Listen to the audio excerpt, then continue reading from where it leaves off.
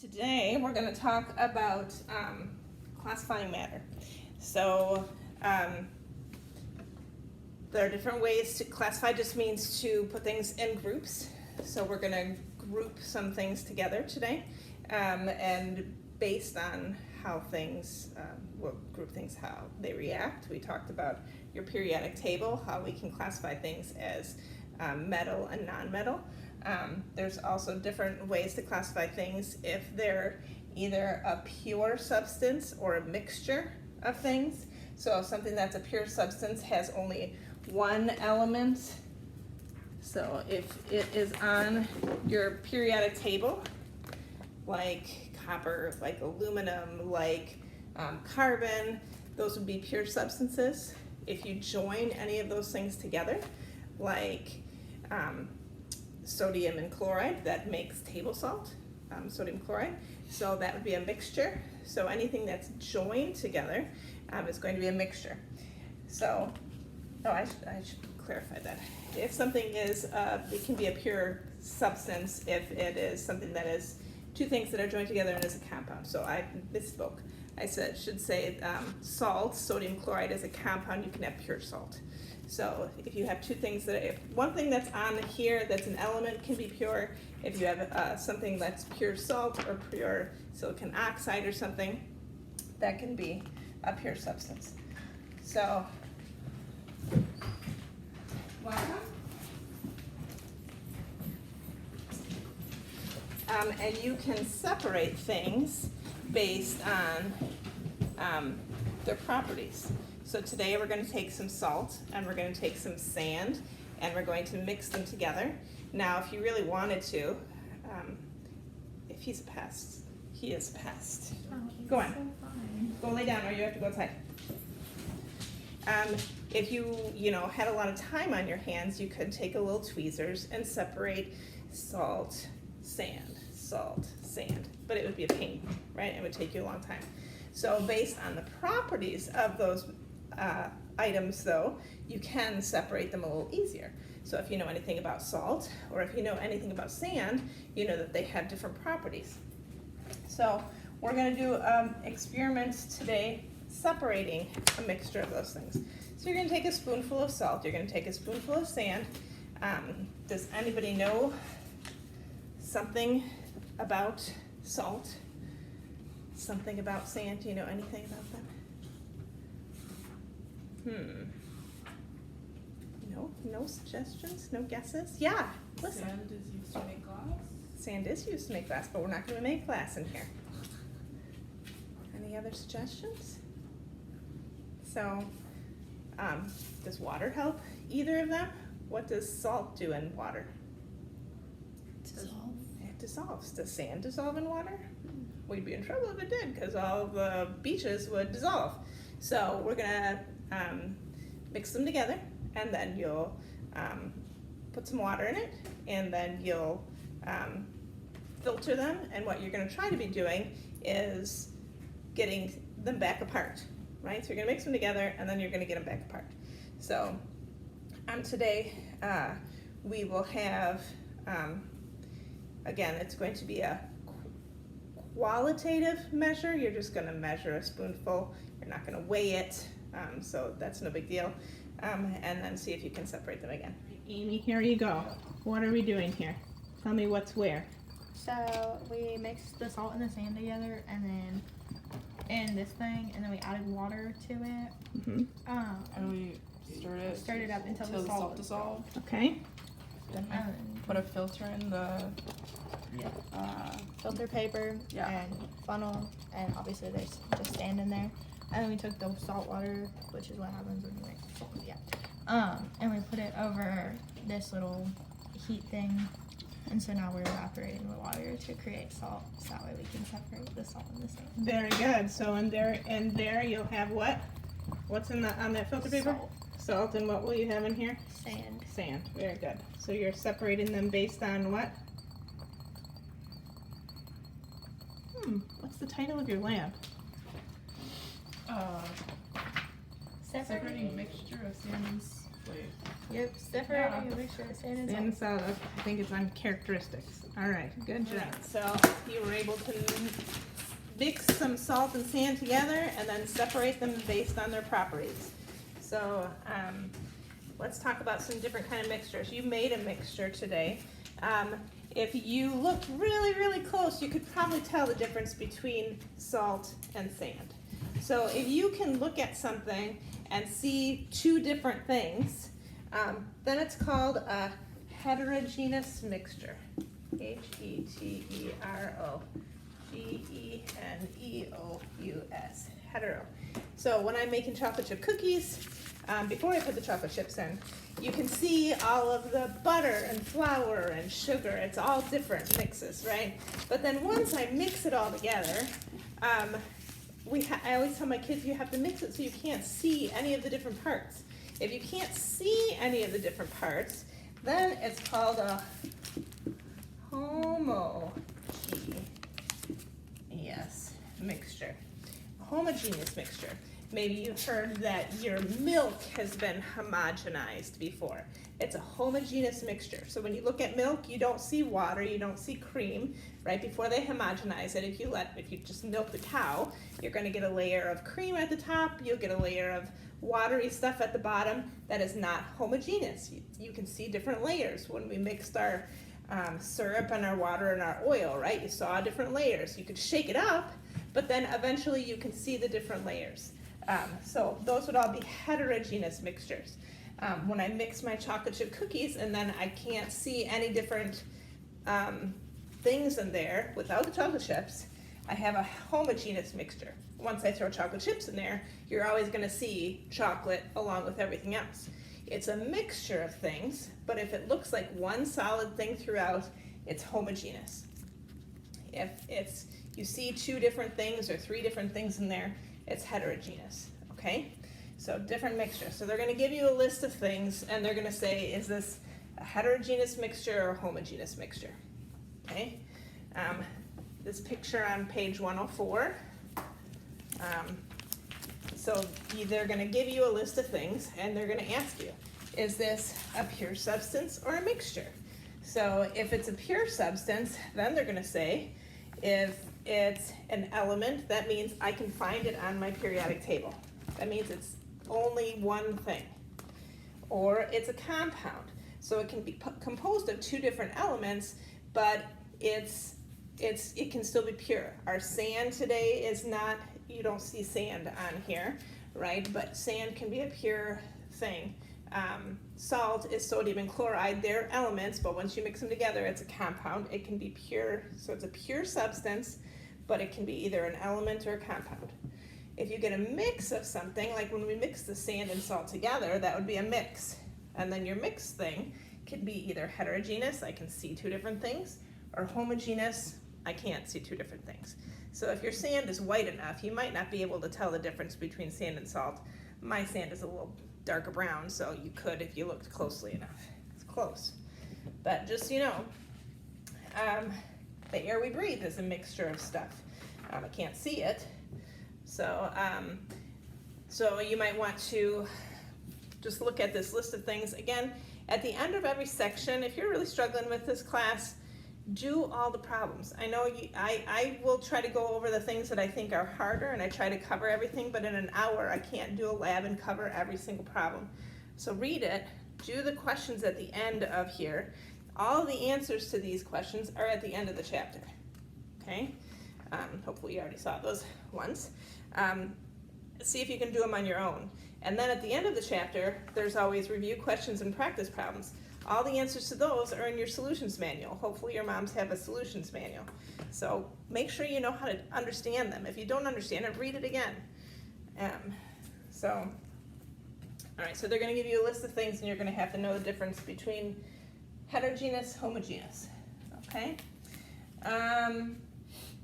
Classifying things. So there's changes that can occur in your mixtures. You can have a chemical change of something and you can have a physical change in something. So hopefully you've done this before. A chemical change is one that actually affects the atoms and rearranges them in a different way. So if I mix sodium and chloride together, once I have them put together, it's no longer sodium, it's no longer chloride.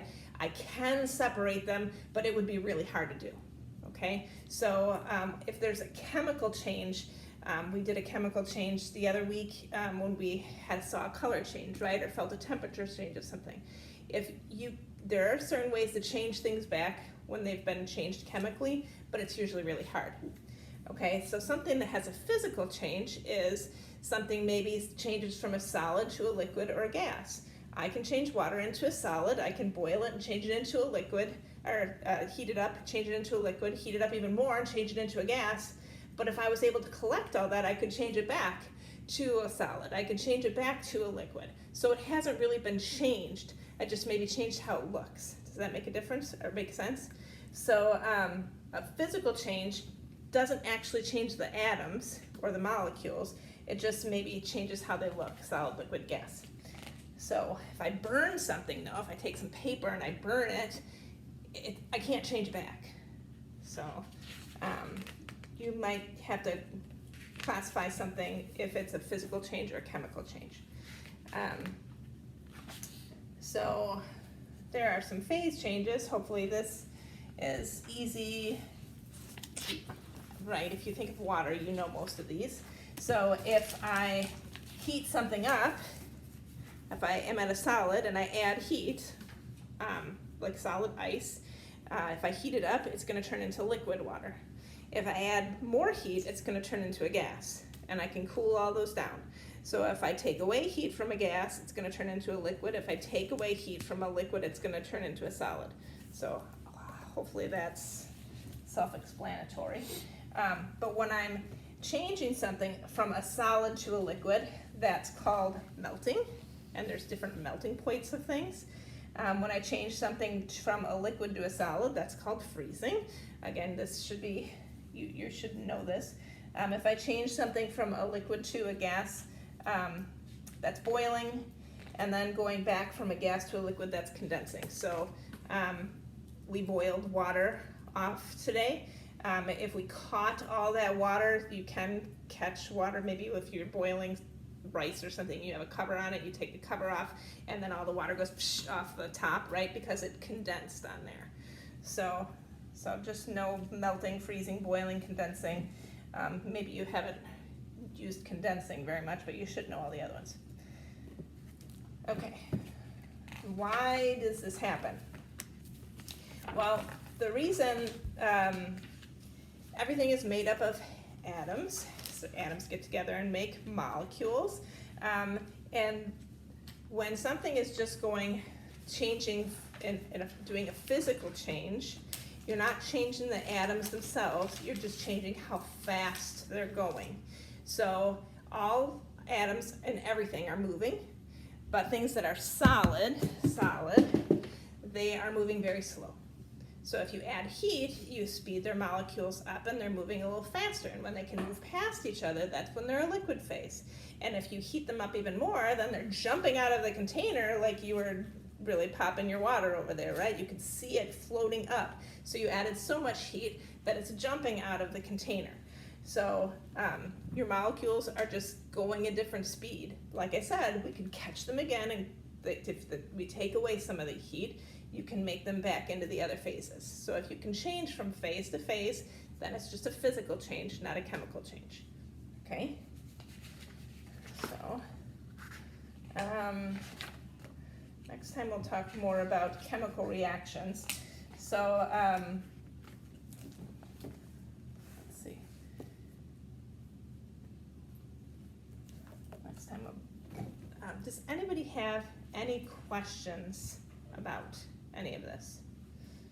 Questions? So we have a little bit of time. I want you to have time to clean up, but let's maybe do,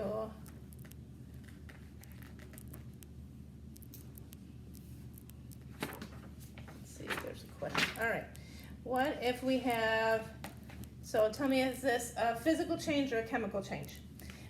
Steam condensing into water. Is that physical or chemical? Physical. What's that? Physical. Physical. Have we changed the water? No, we're just condensing it, so it's physical. How about gasoline burning in an automobile engine? Chemical. It is chemical. Can I get it back? Once I burnt it, it's not gasoline anymore, right? It's totally changed. How about a barber cutting your hair? Physical. It is physical. It might not be on my head anymore, it's on the floor, but it hasn't changed the atoms at all. Okay? How about milk souring? Chemical. Chemical. It has a different smell, it has a different taste, it's not the same thing, right? I can't change it back. I can't unsour it. So it's chemical. Sugar dissolving in water. Physical. Physical, right? You had salt that we had dissolved in water. What do? You boil off the water and you still have the salt. If you boil off the water and the sugar can still be sugar. So how about an iron nail rusting? Chemical. Chemical, I can't really change that back. I mean, they do have different things I can put on there to do another chemical process to maybe change it, but it has to do another chemical process. Good. All right, so let's talk about mixtures. Where's the list of mixtures? All right, what if I had fruit salad? Ugh, I hate when everything's mixed. Yes, fruit Oh, salad. I- Homogeneous or heterogeneous? I didn't raise my. All right, fruit salad. Yummy, yummy. Anyone watch those? Ugh, those are terrible too. Is it heterogeneous? What is it? Heterogeneous. Heterogeneous. You can see different chunks in there. Gross. All right, I can't. I don't like things mixed. All right. How about aluminum foil? Heterogeneous, homogeneous. Homogeneous. It is homogeneous. Very good. Would you call that? What's my other? Would you call that pure substance or a mixture? Pure substance. Aluminum foil. It is aluminum is element number Al13. It's definitely an element. It's pure substance. It's homogeneous. Okay. How about sugar? Is it a pure substance, or is it an element or a compound? Do you know? Compound, right? It is a compound. It's CH4. Very good. So, well, it's maybe not CH4. That'd be methane. But it will have carbon, hydrogen, and oxygen. So glucose is C6H12O6, right? They did that in photosynthesis. Okay, so would it be a heterogeneous mixture or a homogeneous mixture? Sugar. Homogeneous. You can't see different chunks in there. You can't see the hydrogen and the oxygen and the carbon, so it's homogeneous. How about, there's a trick one on the test, I think. It said fertilizer dissolved in water. I don't really know what fertilizer looks like, so I think this is a trick question. But if it's something that's dissolved in water, could you see your salt dissolved in the water? I can't see it. It just looks like a clear liquid, like Coke, right? You know there's sugar in there, you know there's coloring in there, but there's no chunks, right? So it's all like a solid color. So would that be heterogeneous or homogeneous? Homogeneous. So if they say something's dissolved in water, that means you can't tell the difference between the water and the stuff. So that would be a homogeneous mixture. But again, I've never seen fertilizer dissolved in water, so I'm not sure. But it would be homogeneous. Okay. You might want to know that a solid, when I cool down my molecules, other than water, everything else in nature, when I cool down my molecules, they get more compact and they take up less space. When I heat up those atoms, they are going to expand and take up more space. Water is the only thing that doesn't follow those rules, and that's kind of an important thing. Why? What happens in the winter when water gets really cold? Snow, okay. Freezes. It freezes, but what would happen if it would get more compact and take up less space? It would be more dense. What would happen to all my little fishies in the lake? They would die. They would be fish sickles and there would be liquid water on the top. Thank you, Lord, that ice actually expands and rises and gets less dense. It is the only thing that does that. Okay? So you might want to know that most solids, other than water, take up less space. The molecules get closer together, and the molecules will move slower. So they get less dense as they slow down, or they get more dense as they slow down, other than water. So there's a question that is, what cubes of frozen alcohol are put into liquid alcohol? Will the cubes float or sink? If it's alcohol, They'll sink. they would sink. What if it's water? If they're cubes of frozen water, you know your ice cubes float. But frozen anything else, your frozen things will sink. Okay? Unless your alcohol has a lot of water in it, will sink. Natural gas companies store most of their natural gas in liquid form rather than a gas phase, even though they must deliver it to their customers as a gas. Why would they do this? Why do you think? It's easier to transport liquid than gas. It's easier to transport because it can be a smaller container. If you make it cold and you can move the atoms closer together, they take up less space. When you're storing a whole lot of gas for a whole city or wherever, you need a big area for a volume of gas. But if it's colder and you can shrink those, you use less of the space. All right, so we'll talk more about atoms and molecules next time, and we'll get to valence equations. Yay! That's like real chemistry. I feel like we're getting it. We're getting to actual real chemistry.